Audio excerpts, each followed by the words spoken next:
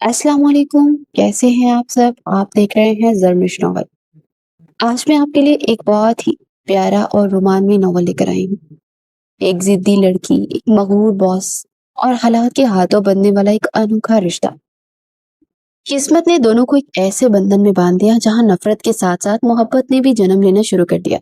کیا یہ رشتہ ہمیشہ کی تکرار بنے گا یا دلوں کی دھڑکن؟ جاننے کے لیے چلتے ہیں ویڈیو کی جانب۔ میرا یہ کیا مذاق ہے؟ شہروز خانزادہ کی گرجدار آواز پورے کیبن میں کچھ اس طرح گونجی کہ دیوار پر لگی مہنگی پینٹنگ بھی ایک لمحے کے لیے کانپتی ہوئی محسوس ہوئی۔ میرا جو پہلے ہی پریشانی کے عالم میں اپنے ناخن چبا رہی تھی، ہڑبڑا کر اپنی جگہ سے ایسے کھڑی ہوئی جیسے کسی نے کرسی پر بجلی کا تار لگا دیا۔ اس کی نظریں اپنے پرانے جوتوں پر جمی ہوئی تھی اور دل سینے میں یوں دھڑک رہا تھا جیسے کوئی پرانا ٹریکٹر سٹارٹ ہونے کی کوشش کر رہا ہو۔ سر، وہ میں میرا حق کے ہونٹ کب کپائے، وہ پہلے ہی بابا کی بیماری کی وجہ سے آدھے حواسوں میں تھی۔ کیا سر وہ میں؟ شیروز نے فائل اتنی زور سے ٹیبل پر پٹکی کہ میرا حق کی جان نکل گئی۔ میں نے تمہیں 2 دن دیے تھے اس پریزنٹیشن کے لیے اور تم نے فگرز کا ایسا شاندار ستیہ ناش کیا ہے کہ مجھے لگ رہا ہے کہ میں کسی ملٹی نیشنل کمپنی کا CEO نہیں بلکہ لنڈے بازار میں پرانے کپڑے بیچنے والا کوئی دکاندار ہوں۔ تم نے میری 20 کروڑ کی ڈیل کی فیزیبلٹی رپورٹ کو 20 لاکھ کا کیسے بنا دیا؟ کیا حساب کتاب تم نے نرسری کے کسی فیل شدہ بچے سے سیکھا ہے؟ شیروز غصے سے سرخ ہو رہا تھا۔ اس کا بس نہیں چل رہا تھا کہ اس لڑکی کو کھڑکی سے باہر پھینک دے۔ میرا نے ہمت کر کے نظریں اٹھائی۔ سر، اس میں صرف 2 زیرو ہی تو کم لگے ہیں، اب خواہ اتنا ہائپر ہو رہے ہیں۔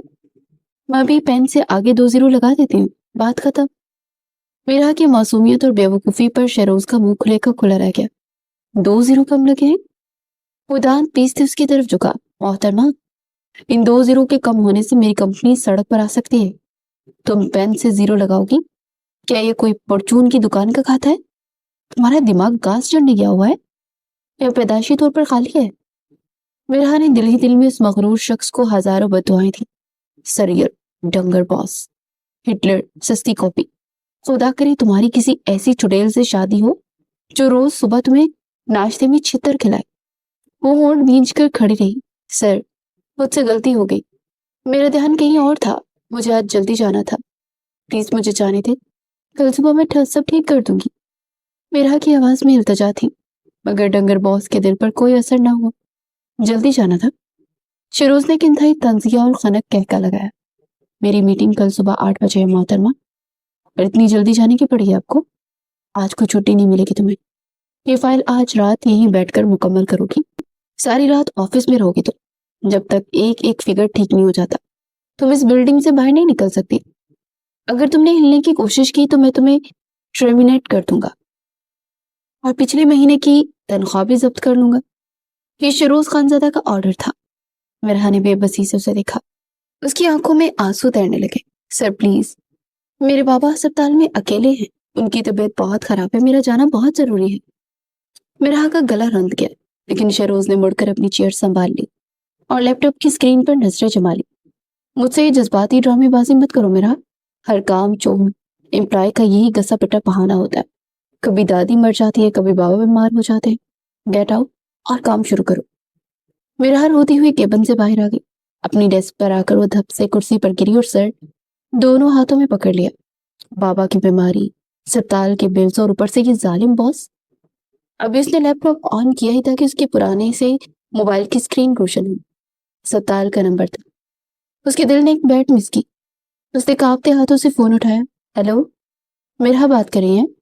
بیٹا جلدی سے سٹی اسپتال آ جائے، تمہارے والد کی حالت اچانک بہت خراب ہو گئی ہے، وہ بار بار تمہیں بلا رہے ہیں، جلدی پہنچو۔ نرس کی گھبرائی ہوئی آواز سن کر میرا کا فون ہاتھ سے چھٹ کر ڈیسک پر گرا۔ اس نے نہ فائل دیکھی نہ باس کی دھمکی یاد رہی۔ وہ دیوانوں کی طرح اپنا بیگ اٹھا کر لفٹ کی جانب بھاگی۔ اسے پیچھے سے کولیگز کی آوازیں آ رہی تھی مگر وہ سب سنی انسنی کر کے روتی ہوئی سڑک پر آئی اور رکشہ لے کر سیدھا اسپتال پہنچی۔ کوریڈور میں بھاگتے ہوئے سیدھا بابا کے وارڈ میں داخل ہوئی تو وہاں کا منظر دیکھ کر اس کے قدم زمین پر گھر گئے۔ اس کے بابا آکسیجن ماسک لگائے بستر پر لیٹے ہانپ رہے تھے۔ ان کی حالت واقعی بہت خراب تھی لیکن ان کے سراہنے کے انتہائی باروں شاہانہ لباس میں ملبوس سفید بالوں والی بوڑھی عورت بیٹھی اس کا ہاتھ تھامے پوٹ پوٹ کر رو رہی تھی۔ बाबा। मेरा चीखते हुए आगे बढ़ी और अपने बाप के सीने से रख गई। मेरी बच्ची। बाबा ने कमजोर हाथों से उसका सर सहलाया। उनकी सांस बुरी तरह से उखड़ रही थी। बाबा, आपको क्या हो गया है? आप ठीक हो जाएंगे, मैं आ गई हूं ना। प्लीज मुझे छोड़कर मत जाइएगा। मेरा हाथ बिलक बिलक कर रो रही थी। बाबा ने बामुश्किल ऑक्सीजन मास्क थोड़ा सा हटाया। उनके चेहरे पर मौत की जर्दी छा रही थी, मगर आंखों में एक अजीब सा सुकून था। उन्होंने उस अजनबी औरत की जानिब देखा, जिसके चेहरे पर दुख और पछतावे की गहरी लकीरें थी। अम्मा। बाबा की आवाज में एक अजीब सी तड़प और थकन थी। मैंने आपका दिल दुखाया था, मुझे माफ कर दे।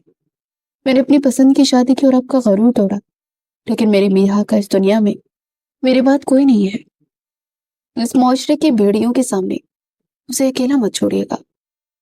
मेरा हैरत और सदमे से कभी अपने बाबा को देखती और कभी उस औरत को। अम्मा। बाबा इस अमीर और बारूब औरत को अम्मा क्यों कह रहे थे? कुछ नहीं होगा तुम्हें मेरे बच्चे, मैं तुम्हें कुछ नहीं होने दूंगी। तूने मुझे बुलाने में इतनी देर क्यों कर दी जालिम? 20 साल, 20 साल में तेरी राह तकती रही कि मेरा बेटा वापस आएगा। दादी उनका माथा चूमते हुए रो पड़ी। मजबूरी और दुख के इस आलम में मेरा का दिमाग जैसे सुन हो गया था। वो तो एक गरीब सी लड़की थी, जिसकी माँ उसे बचपन में ही छोड़कर इस दुनिया से चली गई थी। माँ के बढ़ने के बाद बाबा भी उसकी कुल कायनात थे। उसे याद आया कि कैसे बाबा उसकी फीस भरने के लिए डबल शिफ्ट में काम करते थे, कैसे वो ईद पर पुराने कपड़ों को धोकर पहन लेती थी, मगर बाबा के चेहरे पर शक्ल नहीं आने देती थी। जब वो छोटी थी तो बाबा से पूछती थी कि हमारे रिश्तेदार कहाँ हैं, तो बाबा मुस्कुरा कर कहते थे कि हम गरीबों के रिश्तेदार नहीं होते बेटा। कॉलेज के बाद नौकरी के लिए उसने दर बदर की ठोकरें खाई थी, और फिर बड़ी मुश्किल से इस अजाब जैसी कंपनी में जॉब मिली, जहाँ बॉस ने इंटरव्यू में उसके पुराने जूतों और घबराए हुए अंदाज का मजाक उड़ाया, लेकिन उसके शानदार नंबर्स देखकर जॉब दे दी थी। वो रोज उस बॉस के ताने सिर्फ बाबा की दवाइयों के पैसे की खातिर बर्दाश्त करती थी। और आज अचानक ये औरत कहाँ से आ गई थी? ये हवेली, ये जायदाद, ये कौन सी कहानी थी जिससे वो आज तक बेखबर थी? मुझसे वादा करे अम्मा। बाबा ने हाँफते हुए मिराह का कांपता हुआ हाथ पकड़ा और इसे दादी के हाथ में दे दिया। ये ये अब आपकी है। इसकी इज्जत, इसकी जिंदगी अब आपके हवाले है। इसे वो सब मिलना चाहिए जो इसका हक है। इसे अपने साए में ले ले। दादी ने मिराह का हाथ मजबूती से थाम लिया। उनकी आंखों में आंसुओं के साथ साथ एक फौलादी अज़्म उभरा। मैं वादा करती हूँ मेरे बच्चे, तेरी इस बेटी को इसकी हर खुशी, हर हक मिलेगा। मैं इस पर आंच नहीं आने दूंगी। ये मेरी इज्जत है, मेरी जान की अमानत है, और इसका फैसला मैं आज और अभी करूंगी। दादी ने फौरन अपना महंगा तरीन फोन निकाला और एक नंबर डाल किया। दूसरी तरफ फौरन से कॉल रिसीव कर ली गई। शरोज। दादी की आवाज में एक कमांडर जैसी गर्ज थी। जी दादी जान, खैरियत? आपकी आवाज को क्या हुआ है? दूसरी तरफ से शेरोज खानजादा की फिक्रमंद आवाज उठी। दादी ने गहरी सांस ली और इंतहाई ड्रामाई अंदाज में सीने पर हाथ रखते हाँफने की अदाकारी शुरू कर दी। मेरी तबीयत बहुत खराब है शेरोज। मुझे लग रहा है मेरा दिल बंद हो रहा है। मेरा आखिरी वक्त आ गया। फौरन सिटी अस्पताल के आईसीयू वार्ड में पहुंचे। और सुनो, काजी को भी साथ लेते हैं ना। अगर तुमने मेरी आखिरी शक्ल देखनी है तो मुझे सुकून से मरते देखना है, तो काजी को लेकर 15 मिनट के अंदर यहाँ पहुंच जाओ। दूसरी तरफ शेरोज के हवास उठ चुके थे। दादी जान आपको हुआ क्या है? और काजी क्यों दादी जान? आप अस्पताल में मर रही हैं या शादियां करवा रही हैं? काजी आईसीयू में क्या करेगा? शेरोज की परेशान मगर उलझी हुई आवाज आई। बकवास मत करो बदतमीज। जो कहा है वो करो, वरना मैं तुझे कभी मौत नहीं करूंगी। मैं अपनी आखिरी सांसें गिन रही हूँ, तुझे सवालों की पड़ी है? दादी ने कॉल काटती और मिरा की जानिब देखा, जो कि सदमे से बेहाल थी। ठीक 20 मिनट बाद वार्ड का दरवाजा धड़ाम से खुला और शेरोज खानजादा टाई ढीली किए कांपता हुआ अंदर दाखिल हुआ। उसके पीछे एक बूढ़े काजी साहब भी खौफजदा हालत में अंदर आए। उनका चश्मा बार बार नाक पर से फिसल रहा था और वह अस्पताल की मशीनों को ऐसे देख रहे थे जैसे वो कोई टाइम बम हो। शेरोज की नजर सीधी बेड पर गई, जहां दादी बिल्कुल ठीक ठाक खड़ी थी। उनके पास एक मरीज लेटा था जिसका चेहरा ऑक्सीजन मास्क में छुपा हुआ था, और बेड के पास जमीन पर बैठी लड़की شیروز کی آنکھیں حیرت سے پھٹ گئی. تو شیروز کی آواز میں حیرت، غصہ اور کنفیوژن کا ایک طوفان تھا. تم یہاں کیا کر رہی ہو؟ 2 0 والی لڑکی، میں نے تمہیں آفس میں فائل مکمل کرنے کا کہا تھا اور تم ڈرامہ کر کے یہاں آئی سی یو میں چھپ کر بیٹھی ہو. میرا نے روتی ہوئی سرخ آنکھوں سے اسے دیکھا. اس کے دماغ میں سائیں سائیں ہو رہی تھی. یہ ڈنگر باس یہاں کیا کر رہا تھا؟ اسے لگا شاید یہ اس کا پیچھا کرتے ہوئے یہاں بھی اسے نوکری سے نکالنے آ گئے. اس سے پہلے کہ میرا کچھ بولتی یا شیروز مزید کچھ بکواس کرتا، دادی نے آگے بڑھ کر شیروز کے گال پر ایک زوردار تھپڑ رسید کیا. تھپڑ کی آواز سے قاضی صاحب اچھل پڑے اور ایک قدم پیچھے ہٹ گئے. خبردار جو میری پوتی سے اس لہجے میں بات کی. دادی کی دہاڑ پر شیروز اپنا گال سہلاتا پیچھے ہٹا. پوتی؟ دادی جان آپ کا دماغ تو ٹھیک ہے؟ کون سی پوتی؟ یہ میری کمپنی کی سب سے نالائق امپلائی ہے جو کام چور ہے اور مجھے اس نے 20 کروڑ کا چونا لگایا ہے. دادی نے اسے بات مکمل ہی نہیں کرنے دی. یہ میرے بچھڑے ہوئے بیٹے کی اکلوتی نشانی ہے، میرا خانزادہ، اور تمہارا نکاح آج اور ابھی اسی وقت اسی سے ہونے جا رہا ہے. شیروز پر تو جیسے بجلی گر گئی. وہ کبھی دادی کو دیکھتا اور کبھی اس روتی ہوئی بکھرے بال والی میرا کو. نکاح؟ دادی جان آپ کا بلڈ پریشر واقعی شوٹ کر گیا ہے. میں اس جاہل، بدتمیز اور کامچور لڑکی سے نکاح کیوں کروں گا؟ کبھی نہیں. یہ لڑکی مجھے آفس میں ذلیل کرواتی ہے، گھر میں لایا تو میری جان نہیں لگی. شیروز نے سختی سے انکار کیا. قاضی صاحب نے کھنکارتے ہوئے کہا، بیگم صاحبہ نکاح آئی سی یو میں اور لڑکا تو راضی نہیں ہے. میں چلتا ہوں. قاضی صاحب آپ نے ایک قدم بھی باہر نکالا تو میں گارڈ سے کہہ کر آپ کی ٹانگیں تلوا دوں گی. دادی نے قاضی صاحب کو ایسی نظر سے گورا کہ وہ بیچارے دیوار کے ساتھ لگ کر کھڑے ہو گئے. پھر دادی نے شیروز کی طرف رخ کیا. اگر تو نے انکار کیا شیروز تو میں ابھی اسی وقت زہر کھا لوں گی اور تو ساری زندگی اپنی دادی کے خون کا بوجھ لے کر پھرے گا. دادی نے پاس پڑی دوائیوں کا ایک شیشی اٹھا لی جس پر ڈینجر لکھا تھا اور ڈرامہ اپنی عروج پر پہنچ گیا. دادی یہ فریش کلینز کی بوتل ہے، آپ اسے پی کر صرف اپنا معدہ خراب کریں گی، مریں گی نہیں. شیروز نے جھنجھلاتے ہوئے کہا، لیکن اس کے ماتھے پر پسینہ آ چکا تھا. میرا کے بابا نے بامشکل اپنا ہاتھ اٹھایا اور شیروز کی طرف دیکھا. ان کی آنکھوں میں التجا تھی، ایک باپ کی بے بسی جو کسی بھی پتھر دل کو پگھلا سکتی ہے. میرا بابا کی حالت دیکھ کر چیخی، بابا پلیز کچھ نہ بولے، مجھے کوئی نکاح نہیں کرنا اس مغرور انسان سے، یہ بہت برا آدمی ہے، یہ مجھے ہمیشہ ڈانٹتا ہے. میرا بچوں کی طرح رونے لگی، لیکن انہوں نے میرا کا ہاتھ دبا کر اسے خاموش رہنے کا اشارہ کیا. ان کی نظروں میں کی التجا تھی کہ میری آخری خواہش مان لو. قاضی صاحب جو یہ سب دیکھ کر پہلے ہی گھبرا رہے تھے، دادی کے ایک اور دھمکی آمیز اشارے پر انہوں نے جلدی سے خطبہ نکاح پڑھنا شروع کر دیا. شیروز نے دادی کی طرف دیکھا جو کہ فریش کلینز کی بوتل کا ڈھکن کھول چکی تھی. اسے ہاتھ مارتے ہوئے دانت پیسے، مٹھیاں بیچی اور غصے سے میرا کو گھورتے بولا، قبول ہے. قاضی صاحب نے ڈرتے ڈرتے میرا سے پوچھا، تو میرا نے اپنے مرتے ہوئے باپ کی آنکھوں میں موجود آخری خواہش، ان کی بے بسی اور امید کو دیکھتے روتے ہوئے ہچکیاں لیتے 3 بار قبول ہے کہہ دیا. اس کے بولتے ہوئے کمرے میں ایک عجیب سی بھاری خاموشی چھا گئی. بابا کے چہرے پر ایک انتہائی پرسکون اور اطمینان بخش مسکراہٹ پھیل گئی.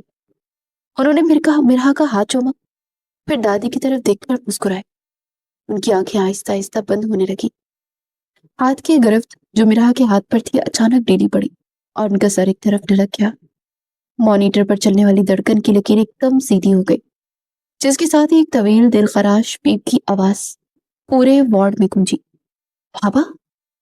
میرا کی دل ہاڑ دینے والی آواز ہسپتال کے دیواروں سے ٹکرائی. وہ باپ کے سینے سے گر کر پھوٹ پھوٹ کر رونے لگی. شیروز جو ابھی تک نکاح کے صدمے اور غصے میں تھا، اس منظر کو دیکھ کر سکتے میں کھڑا ہو گیا. اس کے ہاتھ سے اس کے کارڈ کی چابیاں گر گئی. اسے پہلی بار احساس ہوا کہ جس بات کو دادی کا ڈرامہ اور لڑکی کی مکارانہ چال سمجھ رہا تھا، وہ حقیقت میں ایک بیٹی کی زندگی کا سب سے بڑا المیہ اور تلخ ترین سچائی تھی. موت نے اس کے کیبن کی نالائق امپلائی کو لمحے میں اس کی شریک ہاتھ بنا دیا، اور وہ ڈنگر باس اب چاہ کر بھی اس رشتے اور روتی ہوئی لڑکی سے جان نہیں چھڑا سکتا تھا. ہسپتال کی وہ رات میرا کے لیے قیامت سے کم نہیں تھی. باپ کی موت کا صدمہ اور پھر اچانک اس مغرور شخص سے نکاح، اس کا دماغ سن ہو چکا تھا۔ بابا کی تدفین کے مراحل کسی مشینی انداز میں طے پائے۔ شیروز جو ابھی تک اپنی دنیا میں لٹنے کے صدمے میں تھا، خاموشی سے سارے انتظامات دیکھتا رہا۔ اسے یقین ہی نہیں آ رہا تھا کہ وہ ایک رات پہلے تک ایک آزاد اور سنگل CEO تھا اور بے قدر کامچور بیوی کا شوہر بن چکا تھا۔ تدفین کے بعد قبرستان کی مٹی جھاڑتے جب وہ خانزادہ حویلی پہنچے تو حویلی کے باہری آہنی دروازے کھلتے ہی اندر کا منظر اسی طوفان کا پیشی خامہ لگ رہا تھا۔ دادی دان کی ہسپتال میں کی گئی ڈرامائی ایکٹنگ مکمل طور پر ختم ہو چکی تھی اور ان کے چہرے پر وہی پرانا باروب اور ہٹلر نما تاثر واپس آ چکا تھا جس سے پوری حویلی کانپتی تھی۔ ڈرائنگ روم میں خاندان کے سبھی افراد موجود تھے۔ شیروز کے والد، تایا جان، دائی جان اور کزنس سب پریشانی سے دادی کو دیکھ رہے تھے، لیکن ان سب کی نظریں دادی کے پیچھے کھڑی اس سہمے ہوئے بکھرے بالوں اور رو رو کر سوجی آنکھوں والی لڑکی پر جم گئی۔ اماں جان، یہ کون ہے؟ اور شیروز کی حالت ایسی کیوں ہے جیسے کسی نے اسے اغوا کر کے چھوڑا ہو؟ شیروز کے والد، جنہیں حویلی میں بڑے صاحب کہا جاتا تھا، نے حیرت سے پوچھا۔ دادی نے اپنی سونے کی منہ والی جھڑی زمین پر زور سے ماری، جن کی آواز پورے ڈرائنگ روم میں گونجی اور سب کی سانس رک گئی۔ یہ میرا خانزادہ ہے، دادی کی آواز میں ایک گرج تھی، میرے اس بچھڑے ہوئے بیٹے کی اکلوتی نشانی جسے تم لوگوں نے اپنی جھوٹی انا اور خاندانی غرور کی بھیٹ چڑھا کر اس گھر سے نکال دیا تھا، اور آج سے یہ اس حویلی کی بیٹی ہی نہیں بلکہ تمہاری بہو اور اسٹفر شیروز کی منقوہ بیوی بھی ہے۔ حویلی میں جیسے 12 ریکٹر اسکیل کا زلزلہ آ گیا تھا۔ تائی کے ہاتھ سے چائے کا کپ گرتے گرتے بچا۔ بڑے صاحب کی آنکھیں پھٹ گئی اور صوفے پر بیٹھی شیروز کی کزنس کے تو طوطے ہی اڑ گئے۔ اماں جان، ہوش میں تو ہے؟ اس آؤٹ کاسٹ لڑکی سے شیروز کا نکاح؟ ایک ایسی لڑکی جس کا نہ کوئی بیک گراؤنڈ ہے نہ سٹیٹس، اسے آپ نے ہمارے پڑھے لکھے اور بزنس مین بیٹے کے لیے باندھ دیا؟ زرتاج بیگم نے چیختے ہوئے احتجاج کیا۔ دادی نے انہیں ایسی خونی نظروں سے گھورا کہ وہ فوراً اپنی جگہ پر دبک گئی۔ خبردار، جو میری پوتی کے خلاف ایک لفظ بھی بکا، اس حویلی کا خون ہے، اور کان کھول کر سن لو تم سب لوگ، آج کے بعد اس گھر میں مرحا کا وہی مقام ہوگا جو اس گھر کے وارث کا ہے۔ جس گھر نے بھی اس کے ساتھ غلط برتاؤ کیا ہے، اسے نیچا دکھانے کی کوشش کی ہے، اس کی آنکھ میں آنسو لایا، میں اپنی جائیداد میں سے اس شخص کا سارا حصہ کاٹ کر مرحا کے نام کر دوں گی، اور تم جانتے ہو میں جو کہتی ہوں وہ کر گزرتی ہوں۔ دادی کا یہ اعلان کسی ایٹم بم سے کم نہیں تھا۔ سب کے منہ پر جیسے تالے لگ گئے، کیونکہ حویلی، بزنس اور بینک اکاؤنٹس سب دادی کے کنٹرول میں تھے۔ خزانے کی چابیاں انہی کے دوپٹے کے پلو سے بندھی تھی۔ شیروز جو پہلے اسپتال سے لے کر اب تک صدمے کی حالت میں دیوار سے لگا کھڑا تھا، اس کا دل چاہا کہ اپنا سر اسی دیوار میں دے مارے۔ اس نے مایوسی سے مرحا کو دیکھا، جو اپنے باپ کے غم میں اس قدر نڈال تھی کہ اسے جائیدادوں اور دھمکیوں سے فرق ہی نہیں پڑ رہا تھا۔ وہ بس خالی خالی نظروں سے زمین کو گھور رہی تھی۔ شیروز غصے سے پیر پٹکتا ہوا وہاں سے نکلا اور اپنے کمرے کی طرف بھاگا۔ وہ بس اس صورتحال سے فرار چاہتا تھا۔ دادی نے مرحا کے کندھے پر ہاتھ رکھا۔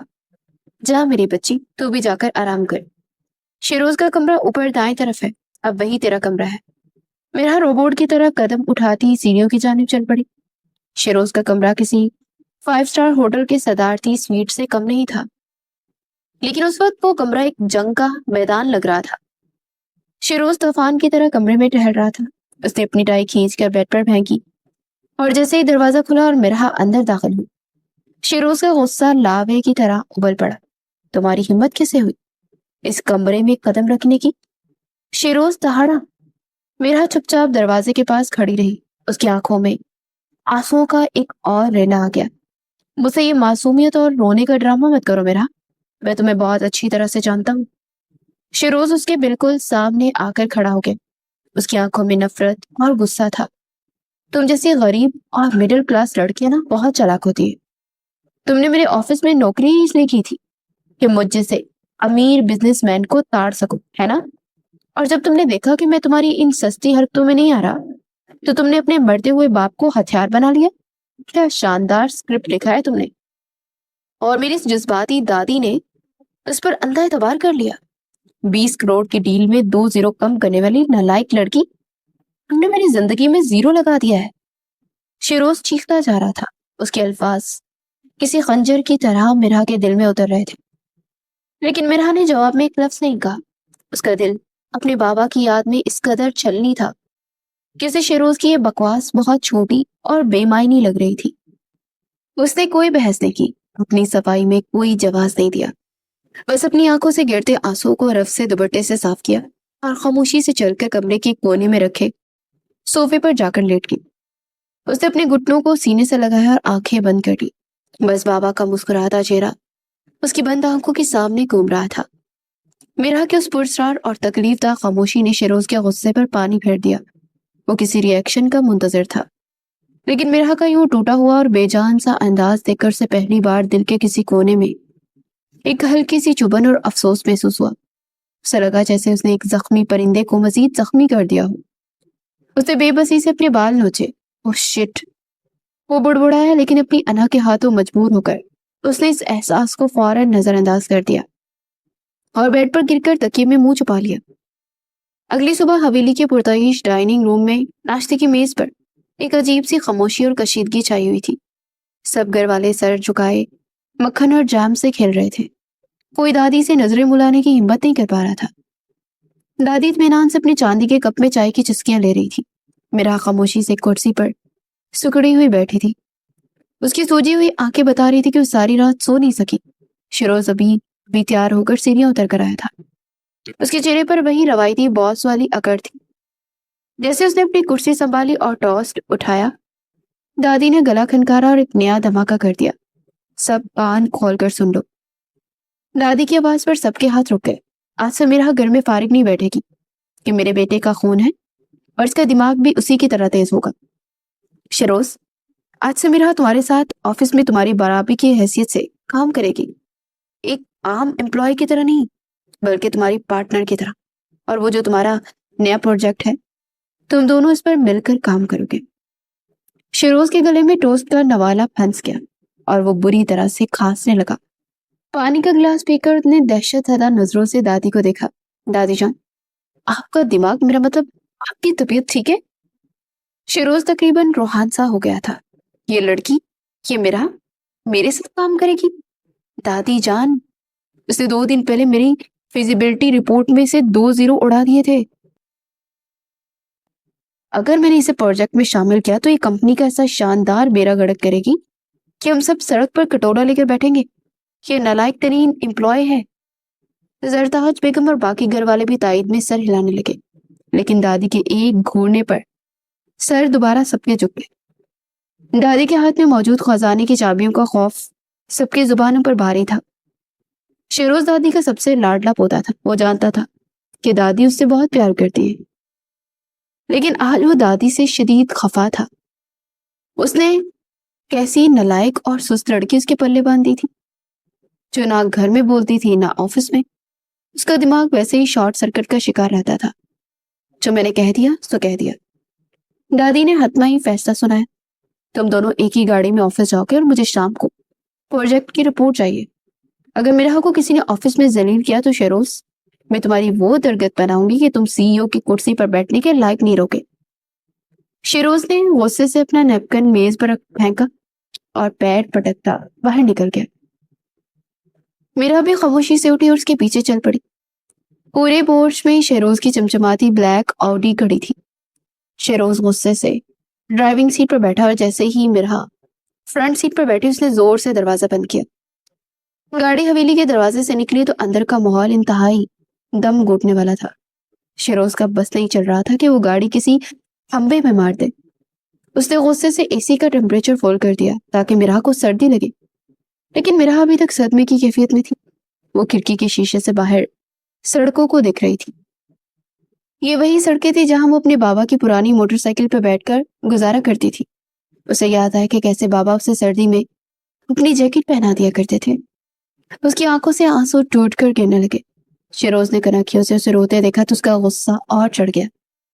یہ مگرمچھ کے آنسو بہانا نا بند کرو میرا، شیروز نے ڈرائیونگ کرتے اور غصے سے اس کی جانب دیکھتے ہوئے کہا۔ دادی جان یہاں نہیں ہے جو تمہاری اس رونے دھونے والی ایکٹنگ سے امپریس ہو جائیں گی۔ تم نے بہت بڑی گیم کھیلی ہے، لیکن کان کھول کر سن لو، تم میرے آفس میں میری باس نہیں بن سکتی۔ وہاں صرف میرا رول چلے گا۔ اگر تم نے میرے کام میں ٹانگ اڑانے کی کوشش کی تو میں تمہیں ایسا سبق سکھاؤں گا کہ تم خود دادی سے جا کر طلاق مانگو گی۔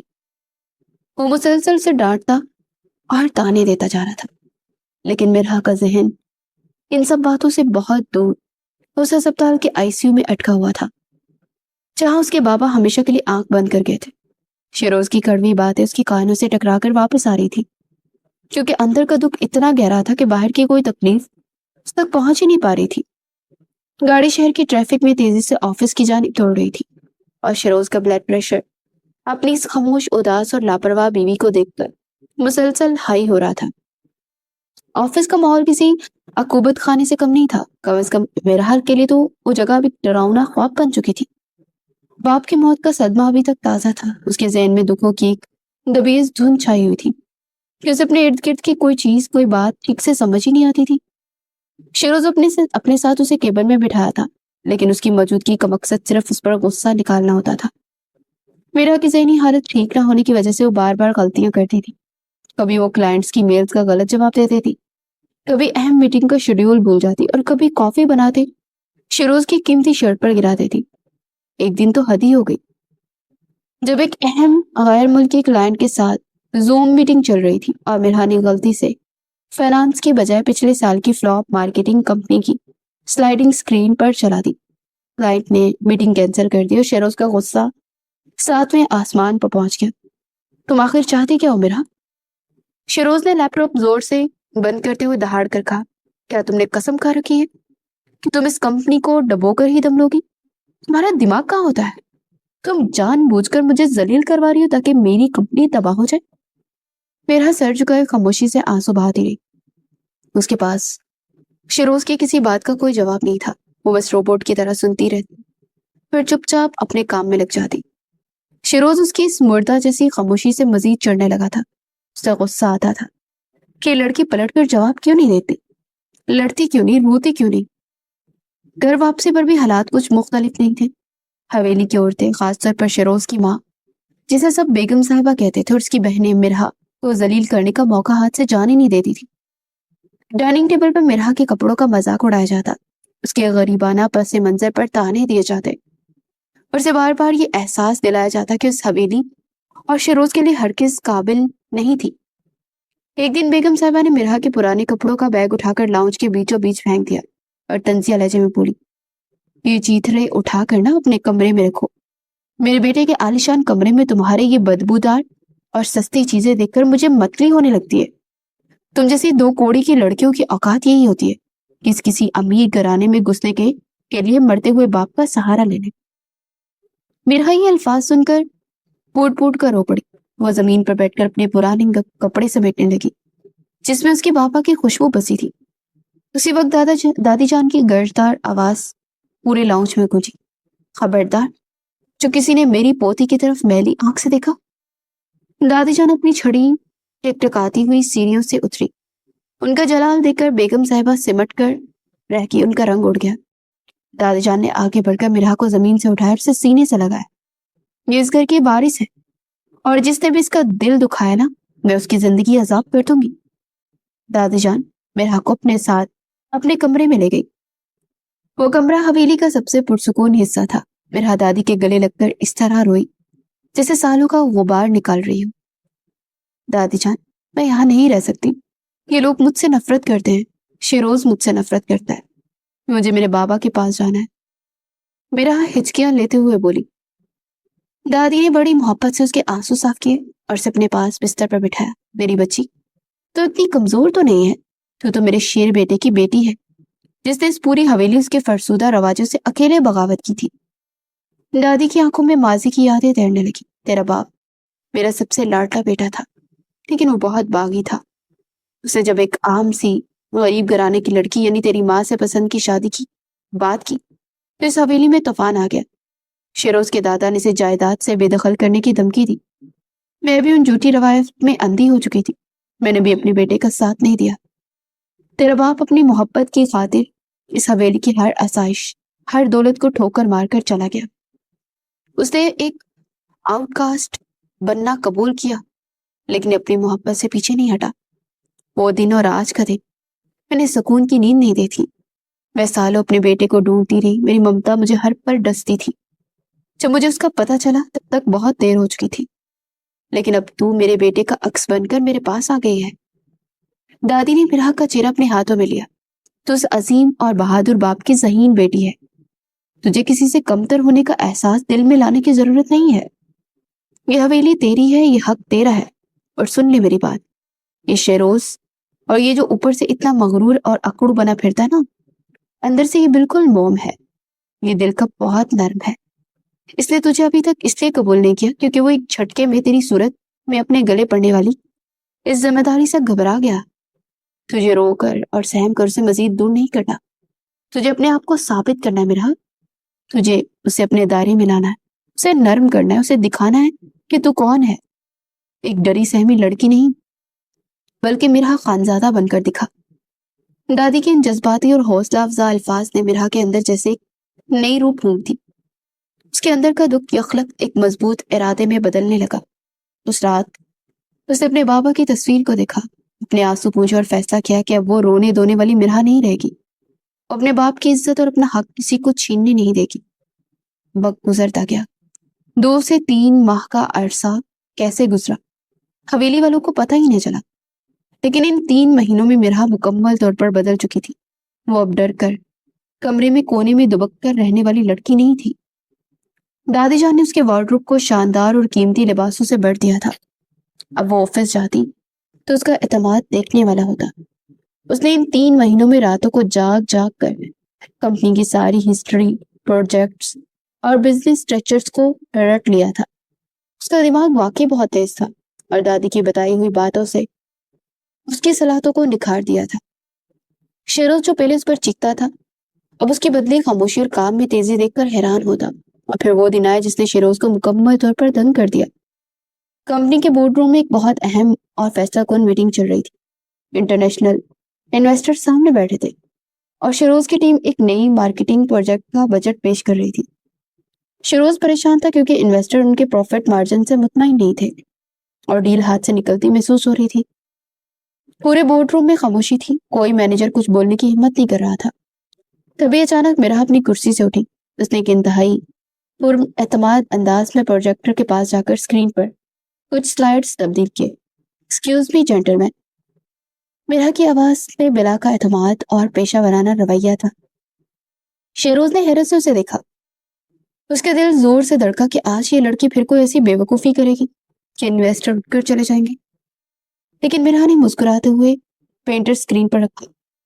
اگر ہم اپنی سپلائی چین کے اس تیسرے ماڈل کو دیکھیں جسے سر شیروز نے پریزنٹ کیا ہے تو اس میں لاجسٹکس کی کاسٹ بہت زیادہ ہے، لیکن ہم اسے ہمارے پچھلے سال کے ڈیڈ اسٹاک کی ریسائکلنگ اسٹریٹجی کے ساتھ مرج کر دیں تو ہماری کاسٹ 30% تک کم ہو جائے گی اور پروفٹ مارجن 12% کے بجائے سیدھا 25% پر چلا جائے گا۔ اس نے وائٹ بورڈ پر کچھ ایسی شاندار کیلکولیشن اور مارکیٹ کے اسٹیٹس پیش کیے کہ پورے بورڈ روم میں پن ڈراپ سائلنس چھا گیا۔ انویسٹر کی آنکھوں میں چمک آ گئی اور وہ خوشی سے سر ہلانے لگی۔ مرحا نے مزید 10 منٹ تک ایسی زبردست پریزنٹیشن دی کہ انویسٹرز نے اسی وقت ڈیل سائن کرنے کا اعلان کر دیا۔ بورڈ روم تالیوں سے گونج اٹھا۔ شیروز اپنی کرسی سے بت بنا بیٹھا رہا۔ وہ دنگ تھا، شوق میں تھا اور پہلی بار اس لڑکی کی ذہانت اور اس کے بولنے کے انداز سے شدید متاثر ہوا تھا کہ وہی مرحا تھی جو زیرو کم لگاتی تھی اور آج وہ کروڑوں کے ڈیل اپنے دماغ کے زور پر فائنل کروا چکی تھی۔ میٹنگ کے بعد جب سب چلے گئے تو شیروز نے مرحا کو دیکھا جو کہ اپنی فائلیں سمیٹ رہی تھی۔ یہ کیلکولیشن تم نے کب تیار کی؟ شیروز کی آواز میں ایک عجیب سی ہچکچاہٹ اور دبی دبی سی تعریف تھی۔ مرحا نے مڑ کر ایک انتہائی قاتلانہ اور پرسکون مسکراہٹ کے ساتھ اسے دیکھا۔ ڈنگر باس صاحب، میں غریب ضرور تھی لیکن جاہل نہیں تھی۔ میں نے آپ کو پہلے ہی کہا تھا کہ میں نے محنت کی ہے، بس آپ نے مجھے کبھی موقع ہی نہیں دیا کچھ ثابت کرنے کا۔ آپ کا غرور آپ کی آنکھوں پر پٹی باندھے ہوئے تھا۔ اب ذرا آنکھیں کھول کر دیکھیے گا کیونکہ اب میرا خانزادہ میدان میں آ چکی ہے۔ وہ اپنی فائل اٹھا کر پورے غرور سے کیبن سے باہر نکل گئی اور شیروز حیرت، غصے اور ایک اندکی کشش کے ملے جلے جذبات کے ساتھ اسے جاتا دیکھتا رہ گیا۔ گھر میں مرحا اور دادی جان کی دوستی اتنی گہری ہو چکی تھی کہ حویلی کے باقی لوگ ان سے جلنے لگے تھے۔ بیگم صاحبہ کو یہ بات کسی طور ہضم ہی نہیں ہو رہی تھی کہ ایک آؤٹ کاسٹ لڑکی ان کے بیٹے کی بیوی بن کر اس کی چھاتی پر مونگ دل رہی ہے۔ ایک دوپہر جب دادی جان سو رہی تھی، بیگم صاحبہ نے میرا کو کچن میں اکیلا پار کر گھیر لیا۔ تم کیا سمجھتی ہو لڑکی کہ تم دو چار انگریزی کے لفظ بول کر اور دادی کو اپنی میٹھی باتوں میں لگا کر اس گھر کی مستقل بہو بن جاؤ گی؟ بیگم صاحبہ سحرخند لہجے میں بولی، خواب دیکھنا بند کرو۔ شروز تم جیسی گوار لڑکی کو کبھی دل میں اپنی بیوی نہیں مانے گا۔ میں بہت جلد تم دونوں کی طلاق کروا دوں گی، کیونکہ تم میرے بیٹے کے پاؤں کی خاک کے برابر بھی نہیں ہے۔ میرا نے اپنا کام روکا، مڑی اور بیگم صاحبہ کی آنکھوں میں آنکھیں ڈال کر مسکرائی۔ وہ مسکراہٹ اتنی پر اعتماد اور تیز تھی کہ بیگم صاحبہ ایک لمحے کو گھبرا گئی۔ ساسو ماں، میرا نے جان بوجھ کر یہ الفاظ استعمال کیے جس سے بیگم صاحبہ کی کو چڑ تھی۔ پہلی بات تو یہ کہ میں شروز کی منقوہ بیوی ہوں، اور دوسری بات، اب طلاق اتنی آسانی سے نہیں ہونے والی۔ آپ کا بیٹا خود اب مجھ سے طلاق نہیں لینا چاہتا، یقین نہ آئے تو جا کر اس سے پوچھ لے۔ اور رہی بات اوقات کی، تو آج آپ کے بیٹے کی کمپنی کی سب سے بڑی ڈیل اسی گوار لڑکی نے فائنل کروائی ہے، اس لیے اب یہ دھمکیاں دینا نہ بند کریں اور حقیقت کو تسلیم کرنا سیکھ لیں، ورنہ بی پی ہائی ہو جائے گا آپ کا۔ میرا اطمینان سے جوس کا گلاس اٹھا کر وہاں سے نکل گئی، جبکہ بیگم صاحبہ صدمے سے کھلے منہ کے ساتھ وہیں کھڑی رہ گئی۔ اس رات کمرے کا ماحول بالکل مختلف تھا۔ شروز لیپ ٹاپ پر کام کر رہا تھا اور میرا آرام سے صوفے پر بیٹھی ایک کتاب پڑھ رہی تھی۔ ان 3 مہینوں میں میرا کی خاموشی نے شروز کو عجیب سی فرسٹریشن میں مبتلا کر رکھا تھا، لیکن آج کی میرا وہ پرانی ڈری سہمی لڑکی نہیں تھی۔ شروز نے اپنا لیپ ٹاپ بند کیا اور غصے سے میرا کی جانب دیکھا۔ آج تم نے میٹنگ میں جو کچھ کیا ہے نا، وہ مجھے نیچا دکھانے کے لیے تھا نا؟ تم ثابت کرنا چاہتی تھی کہ تم مجھ سے زیادہ سمارٹ ہو؟ شروز نے تندو تیز لہجے میں کہا۔ میرا نے کتاب بند کی اور سکون سے اس کی جانب دیکھا۔ ہر کام آپ کو نیچا دکھانے کے لیے نہیں ہوتا مسٹر شروز۔ میں نے کمپنی کا فائدہ سوچا، وہ کمپنی جو میری دادی اور میرے بابا کی بھی تھی۔ اگر آپ کی ایگو اتنی نازک ہے کہ ایک لڑکی کی کامیابی سے ہرٹ ہو جاتی ہے، تو اس کا علاج میرے پاس نہیں ہے۔ شروز صوفے سے اٹھ کر اس کے بالکل سر پر آ کر کھڑا ہو گیا۔ زبان بہت چلنے لگی ہے تمہاری آج کل۔ بھول گئی ہوں کہ کچھ مہینے پہلے تم اسی آفس میں میرے سامنے روتی رہتی تھی، اور یہ صوفہ، تم اس صوفے پر کیوں بیٹھی ہو؟ یہ میرا صوفہ ہے، تم نیچے فرش پر سویا کرو۔ میں تمہیں اس بیڈ یا صوفے کے قریب نہیں دیکھنا چاہتا۔ شروز نے اپنا روایتی ڈونس جمانے والا انداز اپنایا، لیکن آج میرا نے اینٹ کا جواب پتھر سے دینے کی قسم کھا رکھی تھی۔ وہ بجلی کسی تیزی سے اٹھی اور شروز کی آنکھوں میں آنکھیں ڈال کر کھڑی ہو گئی۔ دونوں کے درمیان فاصلہ بہت کم رہ گیا تھا۔ سنیں مسٹر ڈنگر باس، میرا نے اپنی انگلی اس کے سینے پر رکھی۔ وہ روتی ہوئی، میرا اب مر چکی ہے، اب میں آپ کی بیوی ہوں، آدھی جائیداد ارض گھر کی مالکن ہوں۔ آپ کو فرش پر سونا ہے تو شوق سے سوئیں، آپ کو جو کرنا ہے کریں، بلکہ کمپنی میں بالکنی میں جا کر سوئیں تاکہ آپ کے گرم دماغ میں کچھ ٹھنڈی ہوا لگے۔ میں تو آج سے بیڈ پر ہی سوں گی۔ شیروز کی آنکھیں حیرت سے پھیر گئی۔ تم مجھے شیروز خانزادہ کو حکم دے رہی ہو؟ وہ غصے اور کسی اندیکھی کشش کے زیر اثر تھوڑا اور قریب ہوا۔ جی ہاں، اور اگر آپ کو کوئی اعتراض ہے تو دادی جان کا دروازہ 7 والے کوریڈور میں ہی ہے، جا کر شکایت لگا دے۔ میرا نے اسے روانیت سے جواب دیا اور اسے کندھے سے پیچھے دھکیلتے بیڈ کی جانب چلی گئی اور بیڈ کے عین وسط میں جا کر لیٹ گئی اور کمبل اوڑھ لیا۔ شیروز غصے اور جنجلاہٹ اور حیرت سے کبھی اس بیڈ پر قابض لڑکی کو دیکھتا اور کبھی اس صوفے کو جسے میرا نے اس کے لیے چھوڑ دیا تھا۔ وہ سمجھ ہی نہیں پا رہا تھا کہ اس چڑچڑی زبان دراز مگر بے حد ذہین اور خوبصورت لڑکی سے لڑے کہ اس کے نئے اور بے باک روپ پر مر مٹے۔ اسے دانت پیستے ہوئے تکیہ اٹھایا اور بڑبڑاتا ہوا صوفے پر جا گرا۔ میں تمہیں نہیں چھوڑوں گا چڑیل، کل آفس میں تمہیں بتاتا ہوں کہ باس کون ہے۔ لیکن میرا کمبل کے اندر مسکرا رہی تھی۔ جنگ اب باقاعدہ طور پر شروع ہو چکی تھی اور دونوں اس جنگ کو بے حد انجوائے کرنے لگے تھے۔ کڑواہٹ کی جگہ اب ایک کھٹی میٹھی نوک جھوک لے رہی تھی، اور یہ نفرت اب کسی اور ہی خوبصورت جذبات میں ڈلنے کے لیے تیار تھی۔ میرا اور شروز کے درمیان اب ایسی ایک غیر اعلانیہ جنگ چھڑ چکی تھی جس میں دونوں ہی ہار ماننے کو تیار نہیں تھے۔ شروز اندر ہی اندر میرا کی ذہانت، اس کے بدلے ہوئے اعتماد، انداز اور اس کی خوبصورتی سے بے حد متاثر ہو چکا تھا۔ جب میرا لیپ ٹاپ پر جھکی کام کر ہی رہی تھی تو شیروز فائل پڑھنے کی بجائے ترقی سے اسے دیکھتا رہا، لیکن جیسے مرہا نظریں اٹھاتی وہ فوراً گلا کھنکار کر اسکرین کی طرف دیکھنے لگتا۔ اپنی انا اور غرور کے ہاتھوں مجبور شیروز خانزادہ کے لیے اقرار کرنا اپنی توہین کے مترادف تھا کہ اس نالائق اور سست سمجھنے والی لڑکی کے سیر میں بری طرح سے گرفتار ہو چکا ہے، اور وہ جان بوجھ کر مرہا کے کاموں میں کیڑے نکالتا، اسے بلا وجہ کیبن میں بلاتا تھا کہ اس کے سامنے رہے۔ لیکن مرہا نے بھی اپنی کچی گولیاں نہیں کھیلی تھی، اسے ہر بات کا ایسا نپا تلا اور کرارا جواب دیتی کہ شیروز دانت پیس کر رہ جاتا۔ لیکن یہ کھٹی میٹھی جنگ اس وقت ایک بھیانک موڑ پر مڑ گئی جب اگلے دن دوپہر کے وقت جب مرہا لنچ بریک پر تھی، کمپنی کے فائنانس ڈپارٹمنٹ کا ہیڈ کامران شیروز کے کیبن میں داخل ہوا۔ اس کے چہرے پر پریشانی اور گھبراہٹ کے مصنوعی تاثرات تھے۔ سر، ایک بہت بڑی گڑبڑ ہو گئی ہے۔ کامران نے ایک فائل شیروز کے ٹیبل پر رکھی۔ کیا ہوا؟ شیروز نے فائل کھولی۔ سر، آج صبح کمپنی کے اکاؤنٹ سے 50 لاکھ روپے کی خطیر رقم ایک نامعلوم اکاؤنٹ میں ٹرانسفر ہوئی ہے، اور سر یہ ٹرانسفر میڈم مرہا کے ڈیجیٹل سگنیچر اور ان کے لیپ ٹاپ سے کی گئی ہے۔ یہ دیکھیے، آئی پی ایڈریس اور ٹرانزیکشن کی ڈیٹیلز۔ کامران نے ثبوت سامنے رکھے۔ شیروز کا دماغ جیسے سن ہو گیا۔ اسے بار بار ان کاغذات کو دیکھا۔ مرہا کے سگنیچر، اس کا پاسپورٹ، سب کچھ میچ کر رہا تھا۔ وہ شیروز جو ابھی تک کل تک مرہا کی ذہانت پر فخر محسوس کر رہا تھا، اس کے اندر کا شکی اور مغرور باز ایک دم جاگ اٹھا۔ اسے لگا جیسے مرہا نے اس کے اعتماد کا خون کر دیا ہے۔ تو یہ تھی تمہاری اصلیت؟ غریب لڑکی کو جب اچانک کروڑوں کا اختیار ملتا ہے تو اس کی نیت خراب ہو ہی جاتی ہے۔ اس نے مجھ سے بدلہ لینے کے لیے میری پیٹھ میں چھرا گھونپا ہے۔ اس نے اپنی اوقات دکھا دی۔ شیروز کا چہرہ غصے سے سرخ ہو گیا۔ اسے فوراً کی بورڈ پر انگلیاں مارتے مرہا کا ٹرمینیشن لیٹر ٹائپ کیا، اس کا پرنٹ نکالا اور سیکورٹی کے ہاتھوں مرہا کے ڈیسک پر بھجوا دیا۔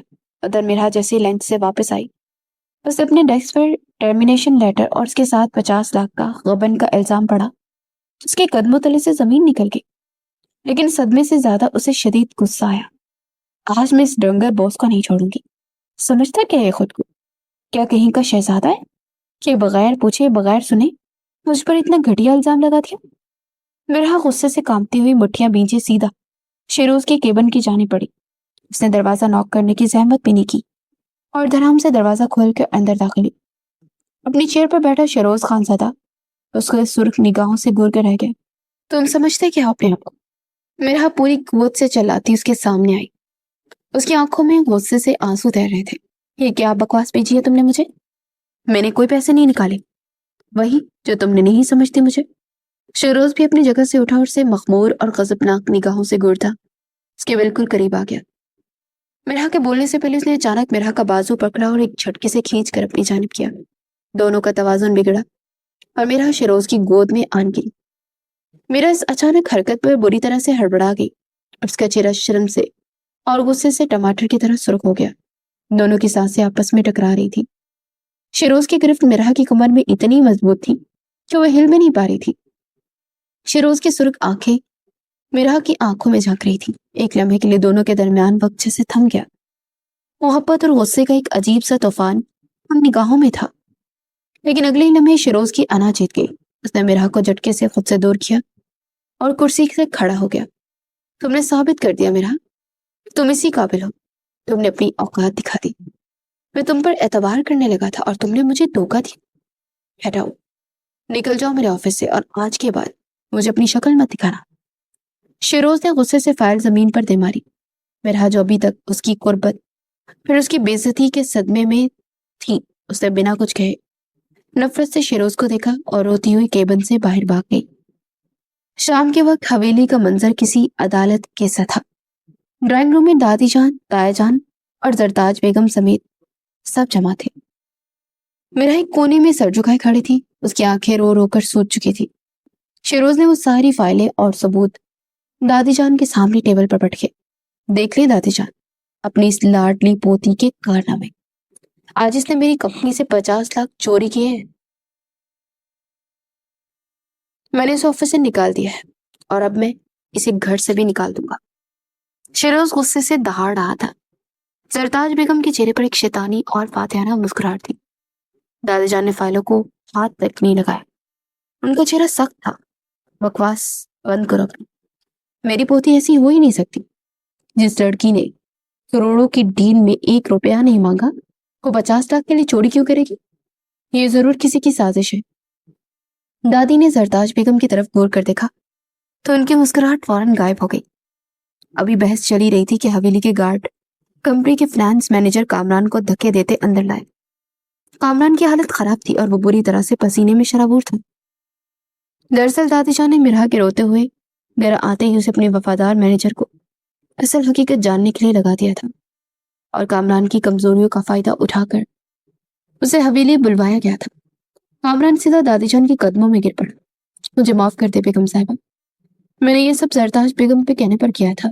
इन्होंने मुझे मिराह मैडम के लैपटॉप को हैक करने की, ट्रांजैक्शन करने की और उन्हें पंचाने के लिए 10 लाख रुपए रिश्वत दी थी। कामरान के इस इंकशाफ ने हवेली में बम फाड़ दिया। शेरोज जो अभी तक तेज में था, उसके पांव तले से जमीन निकल गई।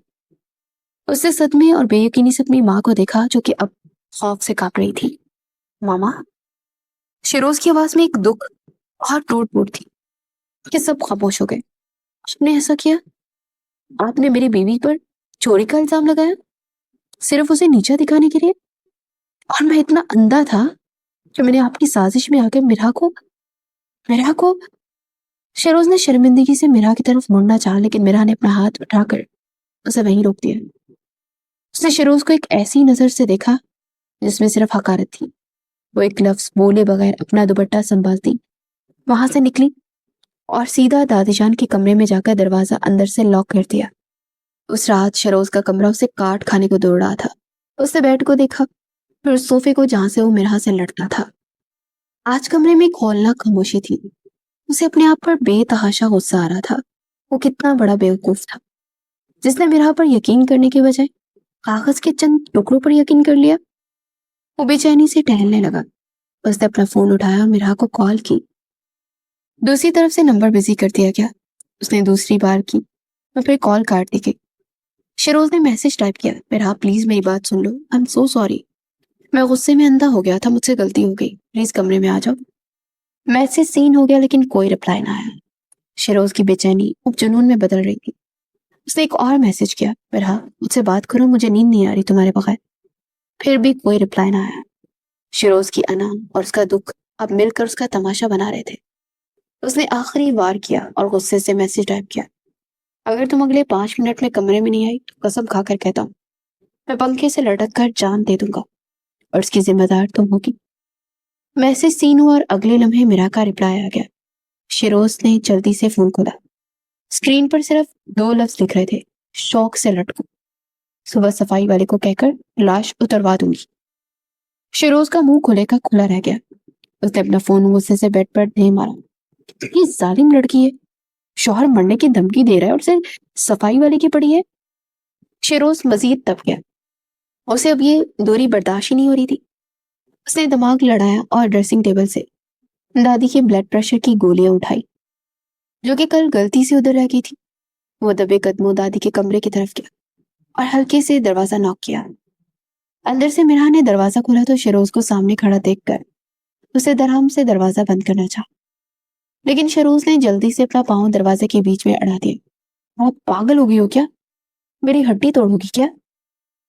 शेरोज दर्द और गुस्से से बोला और जबरदस्ती अंदर घुस गया।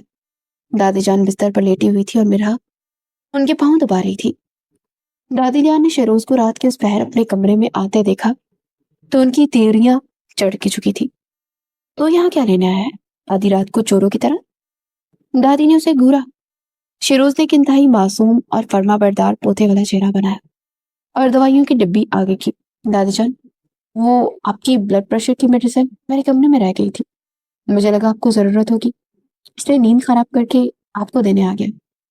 शेरोज ने कहा, लेकिन उसकी नजरें सीधी मिरा पर थी जो उसे मुकम्मल तौर पर नजरअंदाज किए बैठी थी। दादी ने दवाई की डिब्बी ली और तंजिया लाजी में पूरी। मेरी मेडिसिन तो शाम को मिरा ने मुझे दे दी थी, ये जो डिब्बी तू लाया ना, ये खाली है बेवकूफ इंसान, जा दफा हो जा मेरे कमरे से और मेरी बेटी को परेशान मत कर।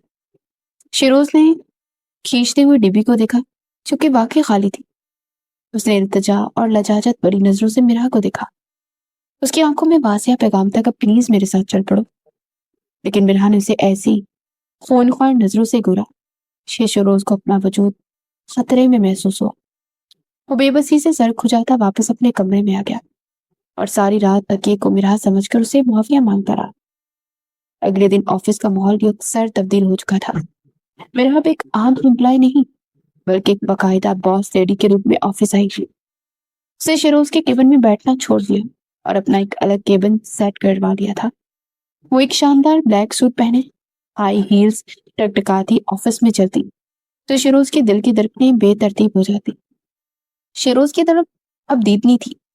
वो बार बार बहाने से मिरा को अपने केबिन में बुलाने के लिए पियून को भेजता, लेकिन मिरा हर बार अपने जूनियर असिस्टेंट को ये कहकर भेज देती कि सर से कहें कि अगर कोई जरूरी काम है तो मेल कर दे, मेरे पास फजूल वक्त नहीं है। लंच ब्रेक में शेरोज ने खुद कॉफी बनाई और दबे कदमों मिरा के केबिन में आ गया। मिरा किसी फाइल पर झुकी हुई थी। शेरोज ने कॉफी का मग उसके सामने रखा। मिरा, मैंने अपने हाथों से तुम्हारे लिए कॉफी बनाई है, प्लीज इसे पी लो और मुझे माफ कर दो। मैं मानता हूँ मैं सबसे बड़ा डंगर बॉस हूँ, लेकिन अब मुझसे ये नाराजगी बर्दाश्त नहीं हो रही। शेरोज की आवाज में वो मगरूर सी सीईओ वाली रोब कहीं मर चुका था और उसकी जगह एक आशिक बोल रहा था। मिरा ने नजरें उठाए बगैर इंटरकॉम का बटन दबाया। साइमा, प्लीज सर शेरोज को मेरे केबिन से बाहर का रास्ता दिखाएं और इन्हें बताएं कि मुझे इनके हाथ की कॉफी से एलर्जी है। Thank you. शेरोज का मुंह खुले का खुला रह गया। उसने बेबसी से कॉफी का मग उठाया और अपना सा मुंह लेकर केबिन से बाहर आ गया। वो समझ गया था इस शेरनी को राम करना इतना आसान नहीं है, लेकिन उसने भी कसम खा ली थी कि वो मिरा की उस खट्टी मीठी नाराजगी को मना कर ही दम लेगा, चाहे उसके लिए उसे पूरे ऑफिस के सामने ही क्यों ना मुर्गा बनना पड़े। ये दुश्मनी जो जबरदस्ती के निकाह से शुरू हुई थी अब एक ऐसी खूबसूरत और रोमानवी जंग में बदल चुकी थी जिसमें हर बार शेरोज के लिए एक नई जीत का एहसास लेकर आती थी। हवेली के वसी और इस ड्राइंग रूम में आज एक अजीब सी दम घूट देने वाली खामोशी छाई हुई थी। दादी जान अपनी रवायती कुर्सी पर किसी मलका की तरह बुरे जमान थी और उनके दाएं जानिब खानदानी वकील अनवर साहिब फाइलों का पलंदा खोले बैठे थे। तायाजान, जरताज बेगम, चेरोज और दीगर कजन सबके चेहरों पर एक अनजाना सा खौफ और तजस्सुस था। वरहा कमरे के कोने में खामोशी से खड़ी थी। उसे इन सब जायदादों और पैसों से कोई गर्ज नहीं था। वो बस दादी के हुक्म की तामील पर वहां मौजूद थी। दादी जान ने गला खनखाया और वकील साहब को इशारा किया। अनवर साहब ने चश्मा नाक से टिकाया और वसीयत पढ़ना शुरू की। बेगम साहिबा के हतमी फैसले के मुताबिक खानजादा एम्पायर और हवेली की जायदाद का 50% हिस्सा बराह रास्त मिरा खानजादा के नाम किया जाता है। और इसके साथ साथ वकील साहब ने एक लम्हे का तवक्कुफ किया जिसने जरताज बेगम की धड़कनें रोक दी। खानजादा ग्रुप ऑफ इंडस्ट्रीज के 50% शेयर्स की मालकिन भी मिरा खानजादा ही होंगी, क्योंकि एक कंपनी मिरा के वालिद और उनके ताया ने मिलकर खड़ी की थी, जिसमें उनके वालिद का बराबर का हिस्सा था। ये सुनना था ड्राइंग रूम में जैसे किसी ने टाइम बम चला दिया। जरताज बेगम पर दो दिल पर हाथ रख गए और सोफे पर देर हो गई। तायाजान का मुंह खुले का खुला रह गया और कजन्स की आंखें फट गई। अम्मा जान, ये क्या गजब कर रही हैं आप? आधी कंपनी इस नातजुर्बाकार लड़की के नाम? तायाजान चीखे, लेकिन दादी की एक घुरी ने उनकी आवाज वहीं दबा दी। इस पूरे तूफान में अगर कोई सबसे ज्यादा पुरसुकून और खुश था तो वो शेरोज था। उसके चेहरे पर एक फखरिया मुस्कुराहट थी। वो मिरा को उस नजर से दिख रहा था जैसे कह रहा हो कि तुम वाकई इसकी अहल हो। मिरा ने हैरत से शेरोज की तरफ देखा। उसे तवक्का थी कि वो डंगर बॉस सबके साथ अवेला करेगा, लेकिन उसकी आंखों में मौजूद सताइश ने मिरा के दिल में एक अजीब सी गुदगुदी पैदा कर दी। वसीयत पढ़ी जा चुकी थी, अब कोई बहस नहीं होगी। दादी जान ने हतमाई फैसला सुना और उठकर अपने कमरे की जानिब चल पड़ी। मेरा भी चुपचाप उनके पीछे हो रही। शाम के वक्त दादी जान के कमरे में एक अलग ही हंगामा बरपा था। दादी ने अपनी अलमारी से एक इंतहाई खूबसूरत स्याह रंग की शिफॉन की साड़ी निकाली और मिरा के हाथ में थमा दी। चल, अब जल्दी से ये पहनकर तैयार हो जा, आज शेरोज तुझे डिनर पर लेकर जा रहा है। दादी के इस फरमान पर मिरा की आंखें हैरत से भर गई। दादी जान, मैं इस खड़ूस और सरियल इंसान के साथ डिनर पर क्यों जाऊं? मुझे नहीं जाना कहीं भी, मैं यहीं आपके पास ठीक हूँ। मिरा ने मुंह बसोड़ते हुए कहा। बकवास मत कर लड़की, وہ تیرا شوہر ہے، اور ویسے بھی اس نے مجھ سے وعدہ کیا ہے کہ وہ اب تجھے کوئی شکایت کا موقع نہیں دے گا۔ جا، جلدی سے تیار ہو، اگر تو نے میری بات نہ مانی تو میں کھانا پینا چھوڑ دوں گی۔ دادی جان نے اپنا روایتی جذباتی بلیک میلنگ ہتھیار نکالا اور مرحا کو ہار ماننی ہی پڑی۔ کچھ ہی دیر بعد جب مرحا سیاہ ساڑی پہنے، ہلکے سے میک اپ اور کھلے بالوں کے ساتھ کمرے سے باہر آئی تو اسے دیکھ کر دادی جان نے فوراً صدقے اتارے اور اس پر کالا ٹیکا لگایا۔ نیچے لانج میں شیروز 3 پیس سوٹ میں ملبوس بے چینی سے ٹہل رہا تھا۔ جیسے اس نے سیڑھیوں پر قدموں کی آہٹ سنی اور اوپر دیکھا تو اس کی سانسیں وہی تھم گئی۔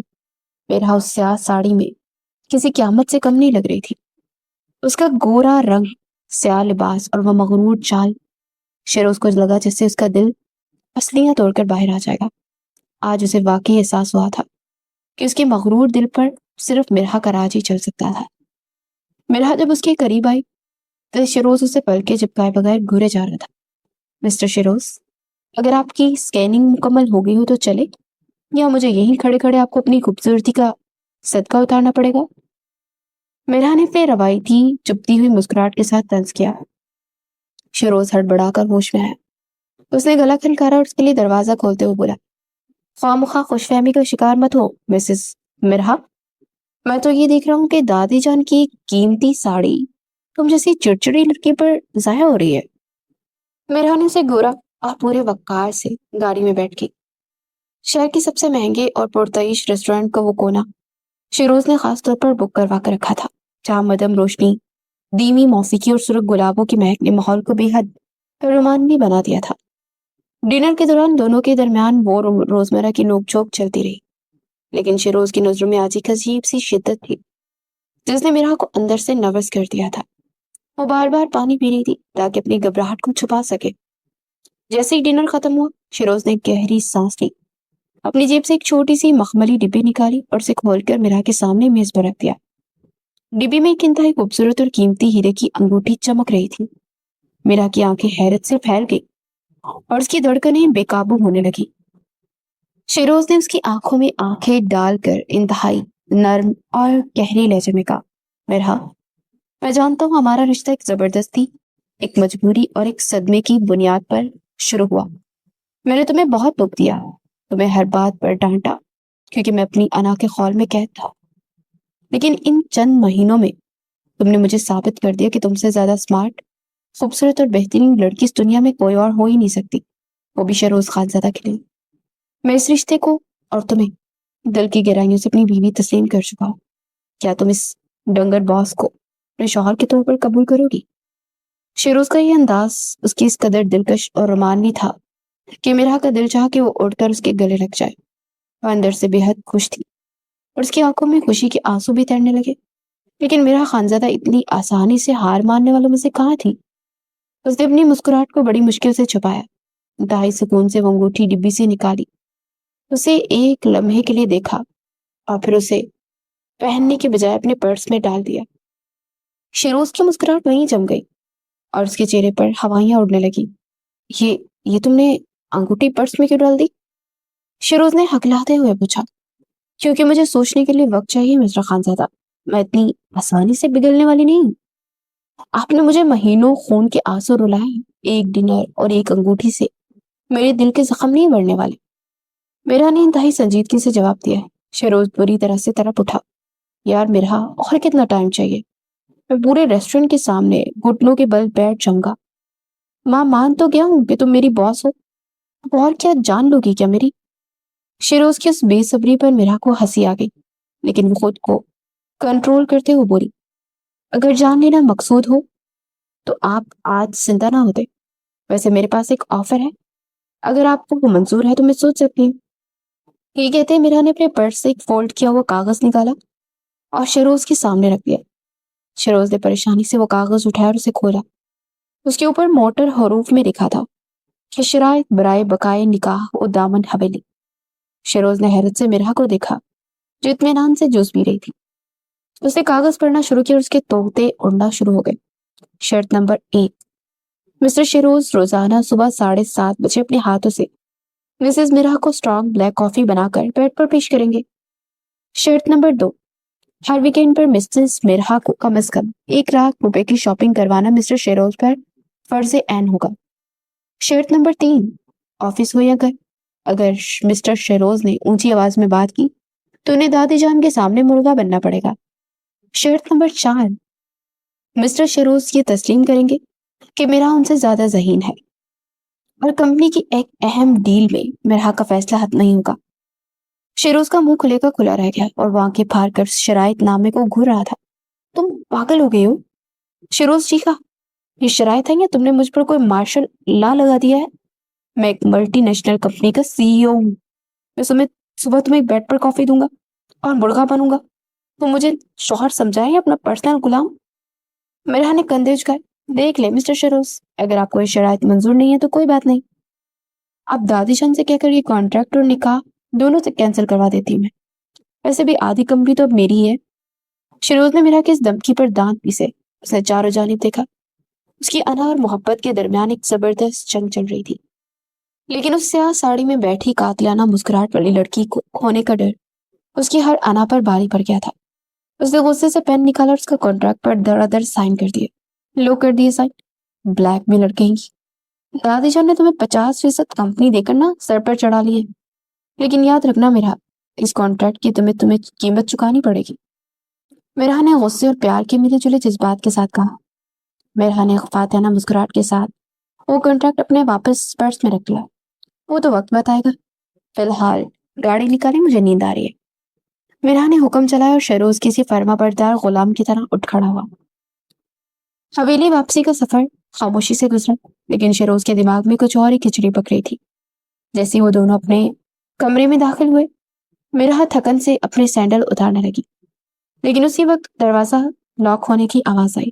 اس نے پلٹ کر دیکھا تو شیروز دروازہ لاک کر کے چابی اپنی جیب میں ڈال رہا تھا اور اس کی آنکھوں میں ایک انتہائی شرارتی، مخمور اور خطرناک چمک تھی۔ مرحا کے دل نے زور سے دھڑکن چھوڑی۔ یہ آپ کیا دروازہ کیوں لاک کر دیا؟ مرحا نے پیچھے ہٹتے ہوئے گھبراہٹ سے پوچھا۔ شیروز آہستہ آہستہ اس کی طرف قدم بڑھانے لگا۔ کیوں مسز مرحا خانزادہ، تم نے مجھ سے کانٹریکٹ پر سائن کروا لیا نا؟ تم نے مجھے اپنا شوہر اور میرا دیا ہوا رشتہ بھی تسلیم کر لیا، تو یہ گھبراہٹ کیسی؟ بھاگو مت اب، کیونکہ اب تم اس کمرے سے باہر نہیں جا سکتی۔ شیروز کی آواز میں ایک ایسا رومانوی اور دھیما پن تھا کہ مرحا کے قدم زمین پر کھڑ گئے۔ وہ مزید پیچھے ہٹی تو اس کی کمر ٹھنڈی دیوار سے جا ٹکرائی۔ شیروز اس کے بالکل سامنے آ کھڑا ہوا۔ اس نے اپنے دونوں ہاتھ مرحا کے سر کے دونوں جانب دیوار پر رکھ کر اسے اپنے حصار میں قید کر لیا۔ مرحا کی سانسیں جیسے بے قابو ہو گئی تھی۔ اس کا چہرہ شرم سے سرخ ہو رہا تھا اور وہ نظریں چرانے لگی۔ دیکھیں شیروز، پیچھے ہٹے، مجھے نیند آ رہی ہے اور مجھے دادی جان کے پاس جانا ہے، ان کی میڈیسن کا وقت ہو رہا ہے۔ مرحا نے ہکلاتے ہوئے بہانہ بنانا چاہا اور اس کے حصار سے نکلنے کے لیے دائیں طرف سے بھاگنے کی کوشش کی، لیکن شیروز نے بجلی کی سی تیزی سے اس کی کمر میں ہاتھ ڈالا اور اسے ایک ہی جھٹکے میں ہوا میں اڑا دیا۔ اوہ شیروز، مجھے چھوڑے، کیا کر رہے ہیں؟ مرحا نے گھبرا کر اس کے کندھوں کو پکڑ لیا۔ شیروز نے اسے اپنی باہوں میں اٹھاتے ہوئے انتہائی دلکش مسکراہٹ کے ساتھ اس کی آنکھوں میں جھانکا۔ دیکھو مرحا، شرائط کے مطابق اگر تمہیں روزانہ مجھ سے اپنے بیڈ پر بلیک کافی چاہیے نا، تو اس کے لیے مجھے بھی ہر رات میرا پورا حق دینا ہوگا۔ بزنس میں گیو اینڈ ٹیک تو چلتا ہے نا باس، اور اگر آج رات کے کانٹریکٹ پر سائن تم کرو گی۔ مرحا کا چہرہ شرم سے ٹماٹر کی طرح سرخ ہو گیا۔ اس نے اپنے دونوں ہاتھوں سے اپنا چہرہ چھپا لیا اور شیروز کا سینہ خوشی سے بھر گیا۔ اس نے مرحا کو نرمی سے بیڈ پر لٹایا اور خود اس کے قریب ہو گیا۔ مجھے ایسے مت دیکھیں مسٹر باس، وہ سرخ ہو رہی تھی۔ شیروز نے اس کے دونوں ہاتھ اس کے چہرے سے ہٹائے اور باری باری اس کے سرخ گال چومے۔ مرحا کا سانس رکتا ہوا محسوس ہوا۔ سانس لو مسز شیروز، یہ تو بس ٹریلر تھا، ابھی اتنی آسانی سے چھوڑنے والا نہیں ہوں، کیونکہ بلیک کافی کی قیمت تمہیں اب بھاری پڑنے والی ہے۔ مرحا نے اس کے سینے پر مکے ماری، مگر وہ سانڈ اس سے دور ہونے والا نہیں تھا۔ مجبوراً مرحا کو ہی ہار ماننا پڑی، کیونکہ اسی میں محبت کی جیت تھی۔ کمرے کی مدھم روشنی میں دو دلوں کی دھڑکنیں ہی کھو چکی تھی، اور وہ زبردستی کا نکاح غصے، نوک جھوک اور ہنگامی شرائط سے ہوتا ہوا بالآخر ایک سچی، گہری اور خوبصورت محبت کے انجام تک پہنچ چکا تھا۔ تو کیسی لگی آپ کو آج کی کہانی؟ امید کرتی ہوں آپ کو کہانی پسند آئی ہوگی۔ اگر کہانی پسند آئی تو ویڈیو کو لائک اور شیئر لازمی کیجیے گا، اور اپنی رائے کا اظہار کمنٹ سیکشن میں بھی لازمی کریں۔ اور ایسی مزید کہانیاں سننے کے لیے ہمارے چینل کو سبسکرائب اور بیل آئیکن کو دبانا مت بھولیے گا۔ اگلی کہانی کے ساتھ جلد پھر ملتے ہیں۔ اللہ حافظ۔